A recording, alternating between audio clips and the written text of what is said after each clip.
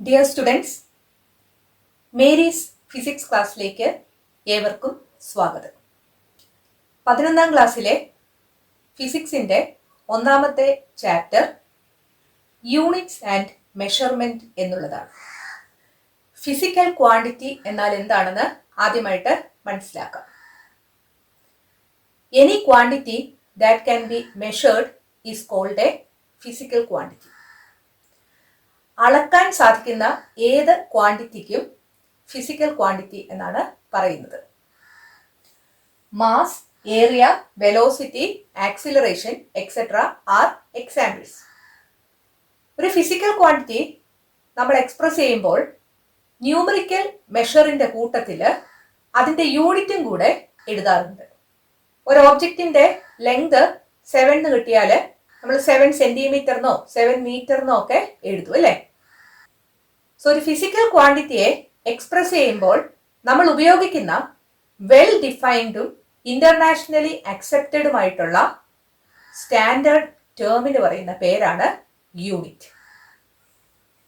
A well defined and internationally accepted standard term used for measuring a physical quantity is known as unit. യൂണിറ്റിന് examples kilogram, metre square, metre per second square etcetera. Physical quantities രണ്ടായിട്ട് തിരിച്ചിട്ടുണ്ട്. Fundamental quantities അല്ലെങ്കിൽ base quantities, രണ്ടാമത്തേത് derived quantities. Fundamental quantities are those quantities which cannot be expressed in terms of simpler quantities. Simpler ആയിട്ടുള്ള ക്വാണ്ടിറ്റീസിന്റെ ടേംസിൽ express ചെയ്യാൻ സാധിക്കാത്ത ക്വാണ്ടിറ്റീസിന് പറയുന്ന പേരാണ് ഫണ്ടമെന്റൽ ക്വാണ്ടിറ്റീസ്. അതിന് examples length, mass, time.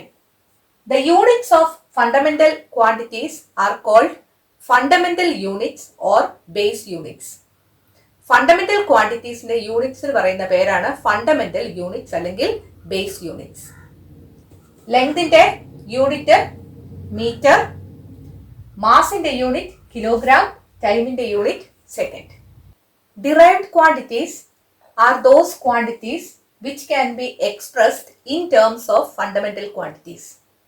Fundamental ക്വാണ്ടിറ്റീസിന്റെ ടേംസിൽ എക്സ്പ്രസ് ചെയ്യാൻ സാധിക്കുന്ന ക്വാണ്ടിറ്റീസ് ആണ് derived quantities. Example area, volume, velocity, acceleration etcetera. Length, mass, time ആണ് ഫണ്ടമെന്റൽ ക്വാണ്ടിറ്റീസ്. ആ ഫണ്ടമെന്റൽ ക്വാണ്ടിറ്റീസിന്റെ ടേംസിൽ എക്സ്പ്രസ് ചെയ്യാൻ സാധിക്കുന്ന ക്വാണ്ടിറ്റീസ് എല്ലാം ഡിറൈവ്ഡ് ക്വാണ്ടിറ്റീസ് ആണ്.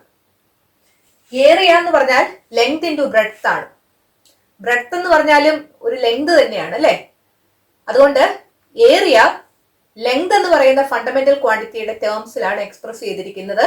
അതുകൊണ്ട് അതൊരു ഡിറൈവ്ഡ് ക്വാണ്ടിറ്റിയാണ്. അതുപോലെ വോളിയം എന്ന് പറയുന്നത് length into breadth into height ആണ്. ബ്രെഡ്ത്തും ഹൈറ്റും ലെങ്ത് തന്നെയാണ്. അതുകൊണ്ട് വോളിയവും ഫണ്ടമെന്റൽ ക്വാണ്ടിറ്റീസിന്റെ ടേംസിലാണ് എക്സ്പ്രസ് ചെയ്തിരിക്കുന്നത്. അതുകൊണ്ട് വോളിയം ഒരു ഡിറൈവ്ഡ് ക്വാണ്ടിറ്റിയാണ്. അതുപോലെ വെലോസിറ്റി നോക്കുക. വെലോസിറ്റി എന്ന് പറഞ്ഞാൽ ഡിസ്പ്ലേസ്മെന്റ് ബൈ ടൈം എന്നുള്ളതാണ്. ഡിസ്പ്ലേസ്മെന്റ് എന്താണെന്ന് നിങ്ങൾ 9ാം ക്ലാസ്സിൽ പഠിച്ചതാണ്. ഫൈനൽ പൊസിഷനും ഇനീഷ്യൽ പൊസിഷനും തമ്മിലുള്ള സ്മോളസ്റ്റ് ഡിസ്റ്റൻസ് ആണ്. അതായത് അത് ലെങ്ത് ആണ്. സോ ഡിസ്പ്ലേസ്മെന്റ് ബൈ ടൈം, ലെങ്തും ടൈമും ഉപയോഗിച്ചാണ് വെലോസിറ്റി എക്സ്പ്രസ് ചെയ്യുന്നത്. അതുകൊണ്ട് വെലോസിറ്റി ഒരു ഡിറൈവ്ഡ് ക്വാണ്ടിറ്റിയാണ്. ആക്സിലറേഷൻ എന്ന് പറയുന്നതോ change in velocity by time ആണ്. വെലോസിറ്റി ഒരു ഡിറൈവ്ഡ് ക്വാണ്ടിറ്റി ആണെങ്കിൽ ആക്സിലറേഷൻ എന്ന് പറയുന്നത് ഒരു ഡിറൈവ്ഡ് ക്വാണ്ടിറ്റി തന്നെ ആയിരിക്കും. The units of derived quantities are called derived units. ഈ ഡിറൈവ്ഡ് ക്വാണ്ടിറ്റീസിന്റെ യൂണിറ്റ്സിന് പറയുന്നത് ഡിറൈവ്ഡ് യൂണിറ്റ്സ് എന്നാണ്. So meter square, meter cube, meter per second square etc. are derived units. ഈ ഫണ്ടമെന്റൽ യൂണിറ്റ്സിന്റെയും ഡിറൈവ്ഡ് യൂണിറ്റ്സിന്റെയും കംപ്ലീറ്റ് സെറ്റിന് പറയുന്ന പേരാണ് system of units. So a complete set of base units and derived units are called system of units. System of units 4 എണ്ണം ഉണ്ട്. ഒന്നാമത്തെ system CGS സിസ്റ്റമാണ്.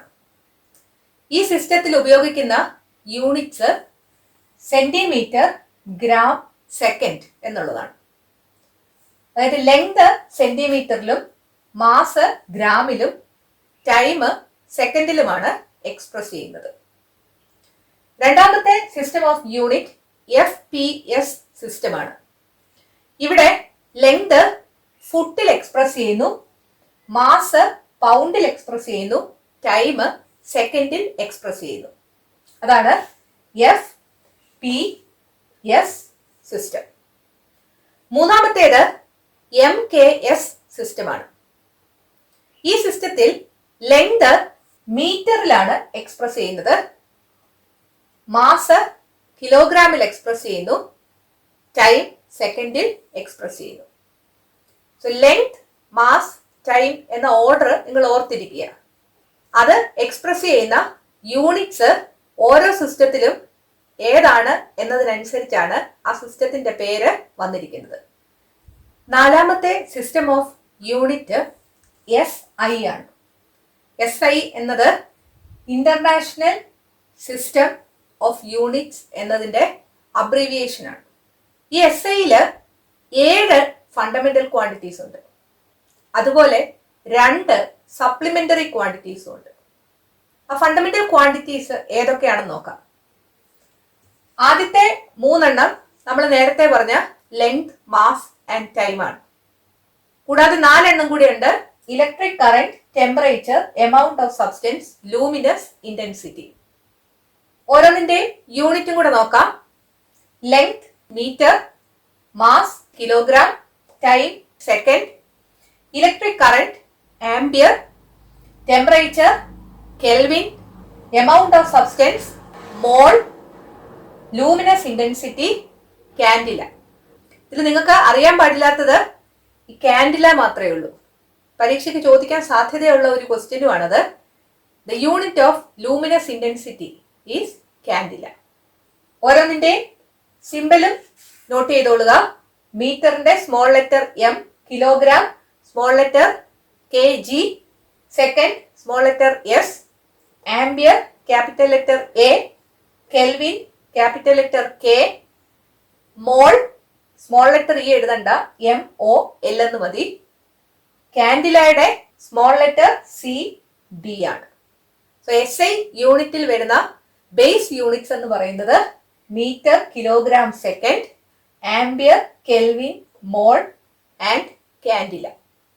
ഇത് കൂടാതെ 2 സപ്ലിമെന്ററി ക്വാണ്ടിറ്റീസും കൂടെ SIയിൽ വരുന്നുണ്ട്. ഒന്നാമത്തേത് പ്ലെയിൻ ആംഗിൾ, രണ്ടാമത്തേത് സോളിഡ് ആംഗിൾ. ഒരു സർക്കിള് കൺസിഡർ ചെയ്യുക. ആ സർക്കിളിന്റെ 2 പോയിന്റ്സ് എടുക്കുക. ഇത് ഒരു ആർക്കാണ് അല്ലെ. ഈ ആർക്കിന്റെ ലെങ്തിന് നമുക്ക് DS എന്ന് കൊടുക്കാം.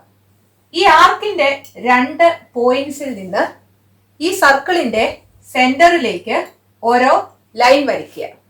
നമുക്ക് ഇവിടെ ഒരു ആംഗിൾ കിട്ടും. ഈ ആംഗിളിന് പറയുന്ന പേരാണ് plain angle.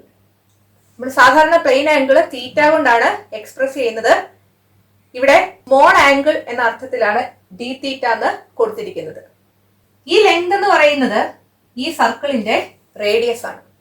Plain angle is the ratio of the length of the arc to the radius. Equation ആയിട്ട് D theta is equal to DS divided by R എന്ന് എഴുതാനായിട്ട് സാധിക്കും. ഈ പ്ലെയിൻ ആംഗിളിന്റെ യൂണിറ്റ് റേഡിയൻ ആണ്. അതിന്റെ സിമ്പൽ RAD എന്നാണ്. ഈ solid angle എന്താണെന്ന് നോക്കാം. ഒരു സ്ഫിയർ കൺസിഡർ ചെയ്യുക.